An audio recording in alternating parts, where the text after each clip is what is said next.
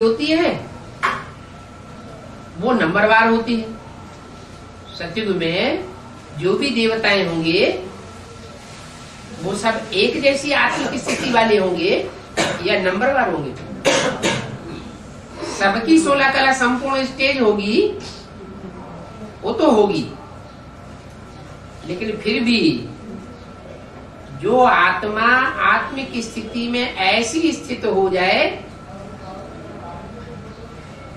कि सारी मनुष्य सृष्टि का ज्ञान उसमें समा जाए, पूरा ड्यूरेशन 5000 वर्ष का उस बुद्धि में आत्मा में समाया हुआ हो तो कहेंगे संपन्न आत्मा, संपूर्ण आत्मा। अगर कोई आत्मा दो जन्म या 2 दिन भी कम जन्म लेती है 5000 वर्ष के ड्यूरेशन, तो उसको संपूर्ण नहीं कहेंगे, आत्मा नहीं कहेंगे। 16 कला संपूर्ण तो होगी, लेकिन कुछ न कुछ परसेंटेज में आत्मिक स्थिति में अंतर पड़ जाएगा। तो 100% सत्य सिर्फ एक बचता है और बाकी सब परसेंटेज में आ जाते हैं। जो 100% सत्य बचता है इस सृष्टि पर, जिसके लिए बोला है इस सृष्टि पर सदा कायम एक शिव बाबा है। अगर वो शिव बाबा इस सृष्टि पर सदा कायम न रहे तो ये सृष्टि भी ठहर नहीं सकती। सत्य के बगैर सृष्टि ठहर नहीं सकती। भले आज की दुनिया झूठखंड है, लेकिन झूठखंड भी ठहरा हुआ है ना,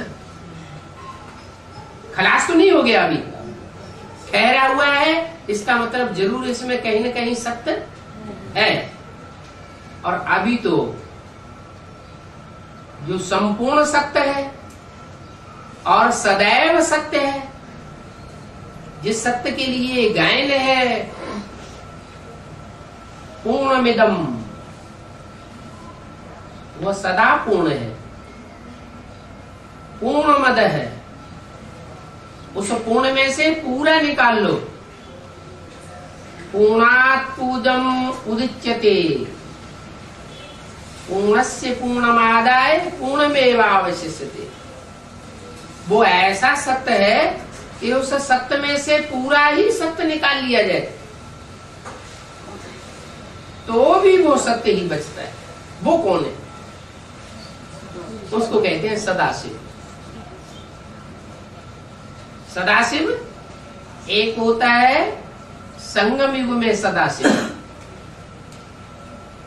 साकार रूप में, जो मुकर्रर रूप से पार्ट बजाने वाला है, और एक होता है सदाशिव सिर्फ संगम युग में ही नहीं,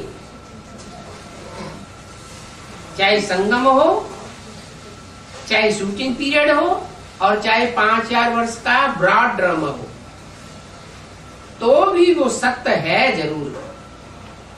उस सत्य की सत्ता जरूर रहती है, भले सृष्टि में नहीं रहता है। कौन? सदाशिव। तो भी उसकी सत्ता काम करती है। वो शिव परमधामवासी बन जाता है संगम युग के बाद। वो परमधामवासी शिव जब परमधामवासी बन जाता है तो इस सृष्टि का क्षरण शुरू हो जाता है।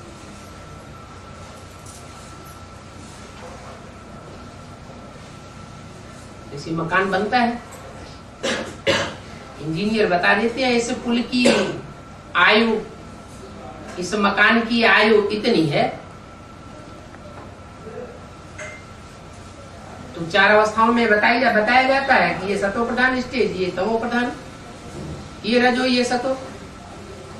तो ऐसे ही आत्मा भी इस सृष्टि पर जब संपन्न बनती है, संपूर्ण सत्य नंबरवार आत्माएं धारण करती हैं, सात्विक स्टेज को धारण करने के बाद एक लंबे अरसे तक वो अपने सत्व को टिका पाती है। लेकिन सदा से भी सृष्टि पर न होने के कारण आखिरी रिजल्ट क्या होता है? जैसे जैसे असत आत्माएं, जो अपूर्ण आत्माएं हैं, वो इस सृष्टि पर उतरती रहती हैं, ऊपर से बाद में उतरती हैं, वो अपूर्ण आत्माएं उतरती हैं या संपन्न आत्माएं उतरती हैं? अपूर्ण आत्माएं माने पूरी आत्मा नहीं बनती, पूरे 84 का चक्र लेने वाली आत्माएं नहीं है। वो उतरती है तो उनके संग के रंग में आने से